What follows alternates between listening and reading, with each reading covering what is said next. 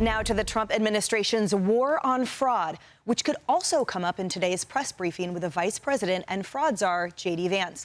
The convicted mastermind behind Minnesota's Feeding Our Future $250 million fraud scheme is set to be sentenced this week.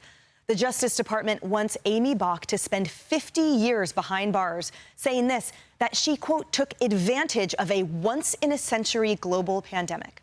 Hello, everyone. This is Outnumbered. I'm Emily Compagno, here with my co-host, Kayleigh McEnany, and also joining us today, Cheryl Casoni, Fox Business anchor and host of American Dream Home, Kennedy, the host of the Kennedy Saves the World podcast, and John Yoo, former law clerk for Supreme Court Justice Clarence Thomas, former Deputy Assistant Attorney General and UC Berkeley law professor.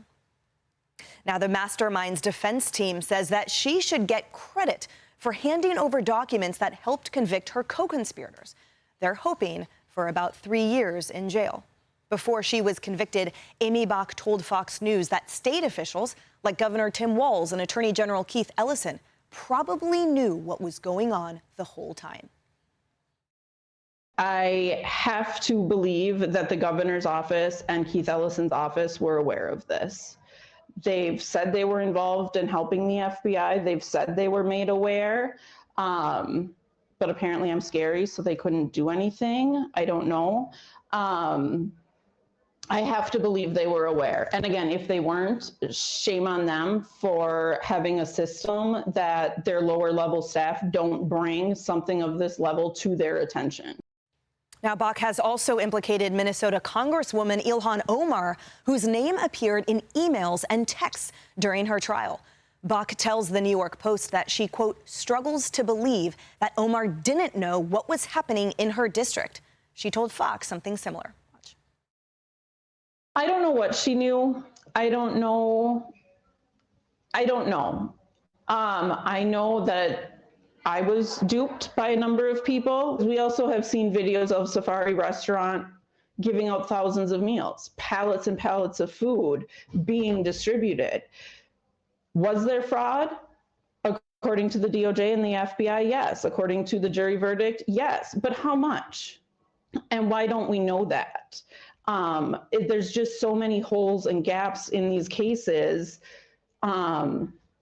Ilhan Omar visited those sites. Why didn't the FBI? John Yoo, I feel like rarely do we get so many statements coming out of a defendant's mouth, right? And this is really interesting that she's essentially saying she's part of the prosecution's case against the whole institution writ large, which is new or should have known. But here it seems like there's a lot of known. What is your take on both sides of this issue here that she faces in court? For sure, she's trying to get a lower sentence, so she's trying to cooperate with the government. And the prosecutor should be taking advantage of this to see if this is a broader conspiracy. It seems hard to believe that $250 million were stolen by the federal government and no one else knew about it in Minneapolis. That's one. Second, as I learned on Kayleigh's show last weekend, some of this money has possibly ended up in the hands of terrorist groups in Somalia.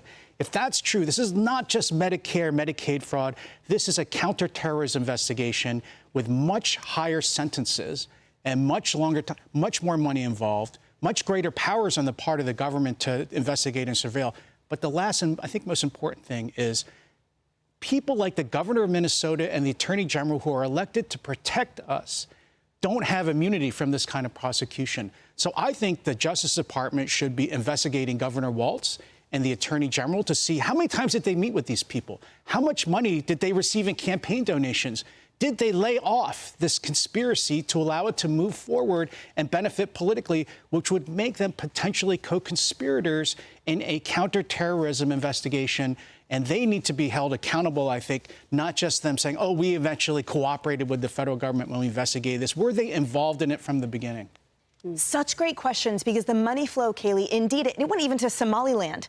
I mean, the ability for the government thus far to trace the funds has been robust and substantial and totally illustrates potential culpability. We've been talking about, or I've been saying that I was hoping for some type of criminal liability here, because this exceeds the standard of negligence so greatly, and there is zero immunity that they can enjoy in their offices because none of this was within the bounds of official duty capacities. This is all fraud and misconduct and breach of duties. There is nothing about this that has to do with politics. policy. Yes, and it's bigger than Feeding Our Futures. In fact, it goes back to 2019. That's before Feeding Our Futures, with a whistleblower report, an investigator. That investigator sounded the alarm. It was his job to investigate things like this. His entire unit sounded the alarm, saying it's a near certainty that at least a percentage of the fraud proceeds in Minnesota go overseas and are being siphoned off to one or more designated terrorist organizations. So to the point that Professor Yu's making, if I'm Tim Walz and an investigator in my government, who, by the way, his unit ended up being shut down, why?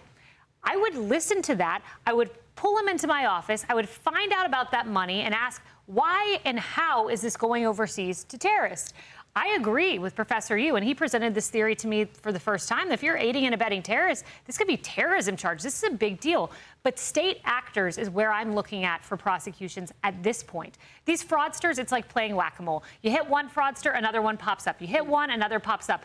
You need to look at what state actors knew. And that's something immediately when I presented John Yu's legal theory to the vice president, he said, I'm going to go to DOJ. I'm going to take that there. They should be looking at this. Of course, the facts match the law. That's DOJ's call, not the executive branch's call. Nevertheless, we need to look at it. And finally, I would just say this. Gavin Newsom, too. I mean, going back to 2022, he was warned about hospice fraud. What did he do? He put a moratorium on hospice. He shut down 287 hospices, but that was over 4 years. J.D. Vance has shut down 800 hospices in 2 months. So what was Newsom doing? Why were they sitting on this information? Why were governors enabling fraud? And I would just note, Newsom hit back at J.D. Vance this weekend saying, J.D.'s lying in the fight against fraud. We've walked the walk. You've walked the walk? Then why'd you do a fourth of the work that the Trump administration has done over a 4-year period, they have done in 60 days? You're not walking the walk. You're playing catch up. And there have been zero complaints or resistance from those 800 organizations shut down because, indeed, they were fraudulent. Now, you talked about Gavin Newsom's always over chatty response, but Governor Walz hasn't responded to J.D. Vance. Now, the vice president said he hasn't heard from him at all about the fraud probe. And remember, though, the governor took credit somehow for the fraud probe and the results that were uncovered. Let's watch. No, Tim Walz has not contacted me. I did see that he took credit when we did those 22 subpoenas that I mentioned, that the investigations that we're doing for the anti-fraud stuff in Minneapolis. Tim Walz did take credit for it, even though Tim Walz has not helped us at all. We've gotten some cooperation from local authorities, but from the governor's office, we really haven't gotten that cooperation. So he takes credit, by the way, after he calls the journalist, however, a white supremacist. Your thoughts? Yeah, so Tim Walz and Gavin Newsom both personally attacked Nick Shirley and doxed him and tried to do whatever they could to get their unhinged supporters to go after him, you know, putting his safety at risk. But what I'm most curious about, I mean, I can't stand slimy politicians, and I put Governors Walz and Newsom in that category because it's only when it has to do with self-preservation and further ascending the political ladder do they actually jump into action. Like, they're not public servants. They're personally serving their own needs and ambitions. And, you know, Tim Walz, and we've heard this from whistleblowers, he and his office were shutting down anyone who was bringing the fraud to the attention of the state government. And there were plenty of people who were like, this is not right. I mean, there were those of us covering some of the PPP loans in real time during COVID saying, you know, this is ripe for corruption. There are plenty of people out here because these are vetted so flimsily that they're going to take advantage of this. And it's very interesting that Congresswoman Ilhan Omar, she was the one who authored and pushed the Meals Act in 2020, which allowed for a way lower threshold of, you know, trying to figure out and codify who was getting the money from the federal government to give out meals to kids and families in need. So they didn't have to have any verification after her federal legislation. So it's like, I would also like to know from her, like, when did this become your pet project? I was on this show in the middle of the pandemic from my home studio when we were all at home, when I got the alert that my identity had been stolen for a PPP loan fraud. I mean, it was absolutely rampant. Now, Cheryl Kennedy talked about Ilhan Omar, and let's talk about her disclosure forms, her financial disclosure forms for a second. We're going to pull up that information so that we can get from you the analysis of her economics. Here's the breakdown of her 2024 financial disclosure. It went from an estimate between $6 and $30 million, way down somewhere between $18,000 and $95,000 when a lot of eyebrows were raised about how much she had. And look, You have to wonder, we're just alleging here, we're just brainstorming, but the nexus between changing her mind about the threshold of the financial disclosure and all of a sudden being a multi-millionaire, I guess you have to get to Congress first before you can get rich. Yeah, you mean they shouldn't be trading stocks? That's a whole other conversation. But, you know, a couple of things here. One of the things that I loved that J.D. Vance said, the vice president, he said, look, he goes, my family back in the day, we needed these programs. These programs, there are people in need that actually need food through SNAP. They need hospice care. They need funding through Medicaid. They're getting lost in all this, and I think that's heartbreaking. At the same time, John, you mentioned the $250 million. It's looking like it's in the billions. You need a forensic accountant to go through to try to trace all the money. There are ways to do it. Some of the things that they have found, and this is first from Feeding Our Future, okay, you inflate attendance sheets for meal distribution, fake invoices, fake food purchase receipts, multiple businesses. You talked about that with the vice president. You shut those down. That's one thing. The autism services, there are people that do need autism services, but this is money that's taken right out of Medicaid, fake signatures, therapy never delivered, kickbacks that were being given out to certain families. I mean, the fraud, but you can use technology and you can't, again, use forensic accounting to get to that money. The problem with, and we've been asked this on the Business Network, can we get the money back? Can the American taxpayer recover a clawback of what has been lost in Minnesota? Likely no, because most of that money, if it wasn't put on in bags of cash on planes back to Somalia, which there is, of course, reporting on that, unfortunately, it's been moved over to crypto and property. African property. So that money likely is gone. And I think that's the biggest heartbreak of all of this. You know, going back to the COVID pandemic, the PPP loans, we saw massive fraud in that. We get through that. Now we're hit with Minnesota.